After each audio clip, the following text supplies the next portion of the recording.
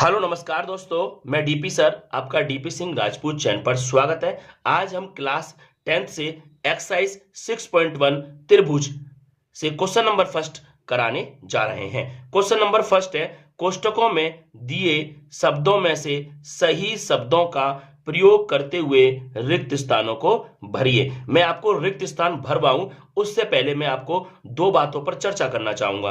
पहली बात है मेरी सर्वांग, ऐसी आकृतियां जिनके आकार और माप दोनों बराबर हों तो वो आकृतियां सर्वांग कहलाती हैं। दूसरी है समरूप, ऐसी आकृतियां जिनका आकार बराबर हो, माप बराबर हो भी सकती है और नहीं भी हो सकती है, पर ध्यान रखना आकार तो जरूर बराबर होना चाहिए। ऐसी आकृतियां समरूप कहलाती हैं। अब हम चलते हैं अपने पहले खाली स्थान के पास। सभी वृत्त डॉट डॉट होते हैं। अब इसको हम डायग्राम से समझाएंगे कि सर्वांग होंगे या फिर समरूप होंगे। तो हमारा डायग्राम देखो, ये रहा, एक वृत्त ये रहा और दूसरा वृत्त ये रहा। दोनों का आकार देखो सेम है, ये भी ऐसे बना हुआ है और ये भी ऐसे ही बना हुआ है। साइज अलग अलग है पर आकार दोनों का सेम है। और जहां पे आकार सेम होता है वहां पे क्या होता है, ऐसी आकृतियां क्या होती हैं, समरूप होती हैं। तो हम अपने खाली स्थान में क्या बनेंगे, सभी वृत्त क्या होते हैं, समरूप। क्या लिखेंगे, समरूप होते हैं। पूरा सेंटेंस क्या है, सभी वृत्त समरूप होते हैं। अब चलते हैं अपने दूसरे रिक्त स्थान के पास। अब हमारा दूसरा खाली स्थान है, सभी वर्ग डॉट डॉट होते हैं समरूप या सर्वांग। तो पहले वर्ग बता दूं, वर्ग एक ऐसी आकृति होती है जिनकी चारों भुजाएं आपस में बराबर हो, 1 सेंटीमीटर 1 सेंटीमीटर 1 सेंटीमीटर 1 सेंटीमीटर, चारों भुजाएं बराबर है, ये एक वर्ग है। अच्छा, यहाँ पे देखो 2 सेंटीमीटर 2 सेंटीमीटर 2 सेंटीमीटर 2 सेंटीमीटर, यहाँ भी चारों भुजाएं बराबर है, तो ये भी एक वर्ग है। अब देखो देखो इनका साइज अलग अलग है, ये 1 सेंटीमीटर का वर्ग है और ये 2 सेंटीमीटर का वर्ग है। साइज अलग अलग है पर इनका आकार देखिए, ये भी इसी तरीके से बना हुआ है और ये भी इसी तरीके से बना हुआ है। इनका आकार तो सेम है, साइज अलग अलग है, तो क्या कहलाते हैं, वो समरूप कहलाते हैं। तो क्या लिखेंगे, सभी वर्ग समरूप होते हैं। अब चलते हैं अपने तीसरे खाली स्थान के पास। अब हमारा तीसरा रिक्त स्थान है, सभी डॉट डॉट त्रिभुज समरूप होते हैं। मतलब समद्विबाहु त्रिभुज समरूप होते हैं या फिर समबाहु त्रिभुज समरूप होते हैं। हम समबाहु त्रिभुज की दो चित्र लिए हैं हमने, तो देखो ए बी सी एक समबाहु त्रिभुज ये रहा और दूसरा समबाहु त्रिभुज है पी क्यू आर। समबाहु त्रिभुज किसे कहते हैं, जिनकी तीनों साइडें आपस में इक्वल हो। देखो आपस में इक्वल है, यहाँ पे 2 सेंटीमीटर 2 सेंटीमीटर 2 सेंटीमीटर, इसकी भी तीनों साइडें आपस में इक्वल है, तो ये दोनों क्या है, समबाहु त्रिभुज। और हम जानते हैं समबाहु त्रिभुज का प्रत्येक एंगल 60 डिग्री का होता है। ये भी 60 डिग्री, ये भी 60 डिग्री, ये भी 60 डिग्री, ये भी 60 डिग्री, ये भी 60 डिग्री, ये भी 60 डिग्री। तो आप देख रहे हो इनका जो आकार है वो सेम है, ये रहा, और इनका एंगल आपस में इक्वल है। तो हम जब हम त्रिभुज को समरूप करते हैं तो उनकी संगत भुजाओं का अनुपात चेक करेंगे पहले। सबसे पहले तो देखते हैं भी कैसे। देखो ए बी ये रही भुजा और इसकी संगत भुजा कौन है, पी क्यू ये रही। तो ये कितने सेंटीमीटर की है, 4 सेंटीमीटर की, और ये कितने सेंटीमीटर की है, 2 सेंटीमीटर की। इसको इससे काटेंगे तो कितना आ जाएगा, 2 सेंटीमीटर। अब बी सी की संगत कौन है, क्यू आर, इनका रेशियो निकालो।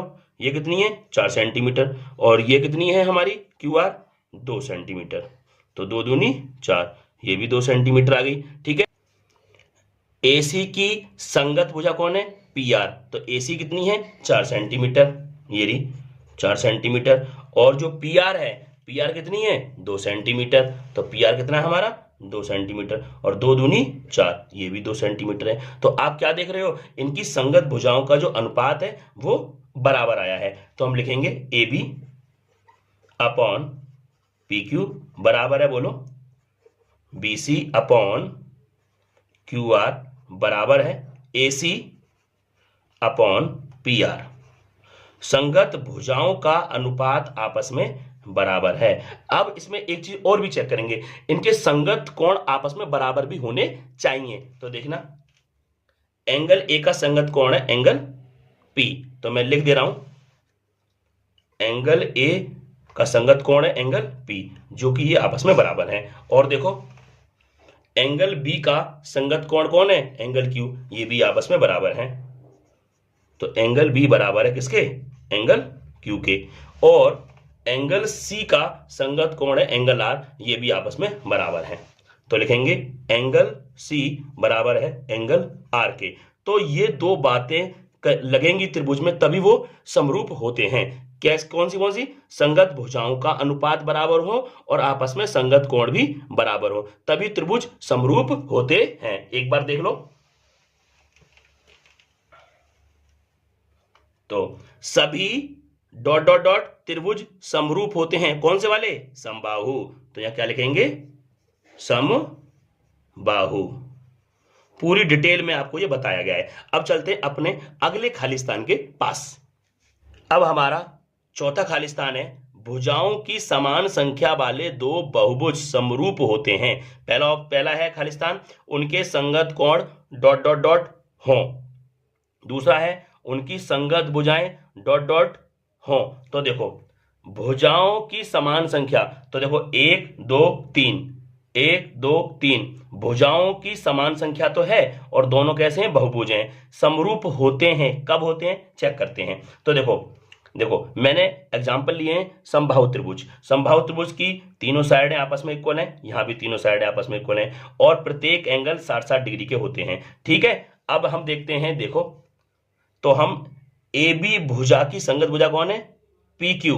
इनका अनुपात निकालो, 4/2 इक्वल टू, काट के क्या आ गया? 2 सेंटीमीटर। और बी सी की संगत भुजा कौन है? Q R. इनका रेशियो निकालेंगे तो देखो 4/2 इक्वल टू 2 सेंटीमीटर। और ए सी की संगत भुजा कौन है? P R. इनका जो रेशियो निकाला मैंने 4/2, 2 सेंटीमीटर। तो आप क्या देख रहे हो? संगत भुजाएं का अनुपात कैसा है? बराबर है। तो संगत भुजाएं कैसी हैं? समानुपाती हैं। कैसी हैं? समानुपाती। तो यहां से पता चल गया संगत भुजाओं का अनुपात बराबर है, इसका मतलब समानुपाती हैं। क्या लिखेंगे? समानुपाती हैं। ये कैसी हैं? समानुपाती हैं, मतलब इनका अनुपात समान है। और देखिए आगे, एंगल ए का संगत कोण है एंगल पी, आपस में बराबर है। तो एंगल ए और एंगल पी आपस में बराबर है। और एंगल बी का संगत कोण कौन है? Angle Q. ये भी आपस में बराबर है। एंगल बी बराबर है एंगल क्यू के। और एंगल सी का संगत कोण क्या है? आर, जो कि ये आपस में बराबर है। तो देखो संगत कोण कैसे होते हैं? आपस में कैसे होते हैं? बराबर। तो अब देखो, अब अपने ऑप्शन को चेक करेंगे। पहला क्या है हमारा? उनके संगत कोण कैसे होते हैं? देखो ये रहा, उनके संगत कोण कैसे होते हैं? बराबर। ठीक है, क्या लिखेंगे इसमें? उनके संगत कोण होते हैं बराबर। ठीक है, अब देखो दूसरा है, और संगत भुजाएं कैसी हैं? समानुपाती। मतलब इसका जो वैल्यू है 2 सेंटीमीटर, इसकी वैल्यू है 2 सेंटीमीटर, इसकी वैल्यू निकल गई है 2 सेंटीमीटर। सबका रेशियो बराबर है, इसी को बोलते हैं समानुपाती। मतलब इसमें क्या आ जाएगा? उनकी संगत भुजाएं कैसी होती हैं? समानुपाती। क्या आ जाएगा इसमें? समानुपाती। ठीक है, एक बार आप पूरे क्वेश्चन को देख लीजिए।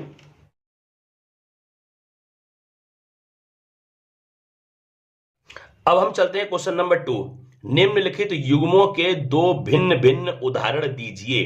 नंबर 1, समरूप आकृतियां। पहले मैं उदाहरण देने से पहले इसकी डेफिनेशन समझाने की कोशिश करता हूं। ऐसी आकृतियां जिनके आकार एक जैसा हो वे समरूप आकृतियां कहलाती हैं। अब चलते हैं अपने एग्जांपल डायग्राम के अकॉर्डिंग देखेंगे। देखिए भाई, ये रही, ये पहला है हमारा एग्जांपल। ये दो वृत्त बने हुए हैं, एक वृत्त ये रहा और दूसरा वृत्त ये रहा। दोनों का आकार बिल्कुल सेम है। देखो ये भी एक तरीके से सर्कल टाइप में बना हुआ गोल है, और ये भी गोल है। दोनों के आकार कैसे हैं? सेम है। इसीलिए दोनों आकृतियां कैसी हैं? समरूप हैं। ठीक है, अब दूसरा एग्जांपल है हमारा वर्ग। देखो वर्ग किसे कहते हैं? जिसकी चारों भुजाएं बराबर हो। इसमें भी चारों भुजाएं बराबर हैं और इसमें भी चारों भुजाएं बराबर हैं, और दोनों का आकार देखिए, इसका आकार इस तरीके से है, तो इसका भी आकार इसी तरीके से बना हुआ है। तो दोनों के आकार कैसे हैं? सेम हैं। इसलिए ये दोनों आकृतियां कैसी हैं? समरूप हैं। अब हमारा दूसरा पार्ट है इसका, ऐसी आकृतियां जो समरूप नहीं है। इसकी डेफिनेशन में लिखी नहीं है, मैं बोल दे रहा हूं। ऐसी आकृतियां जिनके आकार एक जैसे नहीं हो वो समरूप आकृतियां नहीं होती हैं। तो देखो ये एक पहला एग्जांपल है हमारा, ये एक ट्रायंगल है माने त्रिभुज है, और दूसरा हमारा एक ये वृत्त है। तो देखो दोनों का आकार अलग अलग है, ये इस तरीके से बना हुआ है और ये इस तरीके से बना हुआ है, दोनों का आकार अलग अलग है, इसका मतलब ये दोनों आकृतियां समरूप नहीं है। अब दूसरा एग्जांपल है हमारा, देखो ये एक हमारे पास वर्ग है, ये क्या है, वर्ग है, जिसकी चारों भुजाएं बराबर है, ये एक वर्ग है। और ये हमारा है एक समलंब चतुर्भुज जिसमें आमने सामने की भुजाएं समांतर हैं। तो देखो ये समलंब चतुर्भुज है और ये वर्ग है, इसका आकार इस तरीके से है और इसका आकार इस तरीके से बना हुआ है। तो दोनों के आकार एक जैसे नहीं है, इसीलिए ये दोनों आकृतियां समरूप नहीं है। अब चलते हैं अगले क्वेश्चन के पास। इस एक्सरसाइज का क्वेश्चन नंबर 3 जो कि लास्ट है, क्वेश्चन है बताइए कि निम्नलिखित चतुर्भुज समरूप है या नहीं। तो एक चतुर्भुज है हमारे पास PQRS जिसकी सारी साइड है 1.5 सेंटीमीटर की है, और दूसरा चतुर्भुज है हमारे पास ABCD जिसकी सारी साइड है 3-3 सेंटीमीटर की है। अब हमें चेक करना होगा ये समरूप है या नहीं। तो सबसे पहले हम क्या करेंगे, इनकी संगत भुजाओं का अनुपात चेक करते हैं सबसे पहले। तो देखिए, तो PQ की संगत कौन है, AB, तो इसका अनुपात निकालेंगे। PQ की कितनी है 1.5 सेंटीमीटर और AB कितना है 3 सेंटीमीटर। तो देखो 1.5 एकन 1.5 और 1.5 दूनी कितना होता है 3, तो इसका जो अनुपात आ गया है 1/2 आ चुका है। ठीक है, अब QR की जो संगत भुजा है वो कौन सी है, BC, तो QR कितना है 1.5 और BC कितना है 3 सेंटीमीटर। तो ये भी कट जाएगा, 1.5 एकन 1.5 और 1.5 दूनी 3, तो ये भी आ गया 1/2।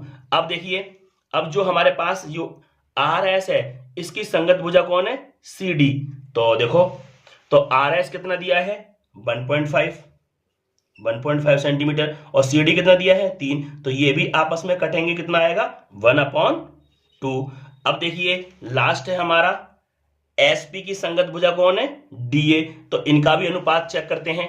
तो SP कितना है 1.5 और DA कितना है 3, अब ये आपस में कटेंगे तो कितना आएगा 1/2। तो देख रहे हो कि सारी संगत भुजाओं का जो अनुपात है 1/2, 1/2, 1/2, 1/2, जो कि संगत भुजाओं का अनुपात तो बराबर है। अब इनके हम चेक करेंगे संगत कोण कैसे हैं। ठीक है, दूसरी बात ये होगी। तो देखिए, ये हमारा है एक समचतुर्भुज और ये हमारा एक है वर्ग। तो वर्ग के सारे एंगल 90-90 के होते हैं और समचतुर्भुज का कोई भी एंगल 90 डिग्री का नहीं होता है। एंगल P का संगत कोण है एंगल A, तो एंगल P इक्वल नहीं है एंगल A के, क्योंकि ये 90 डिग्री है और ये 90 डिग्री नहीं है। अब एंगल Q का संगत कोण एंगल B है, तो देखेंगे एंगल Q नॉट इक्वल है एंगल B के, क्योंकि ये 90 डिग्री है और ये 90 डिग्री नहीं है। अब देखो एंगल R का संगत कोण कौन है, एंगल C, तो लिखेंगे एंगल R नॉट इक्वल है एंगल C के। अब हमारा लास्ट है एंगल S का संगत कोण है एंगल D, तो एंगल S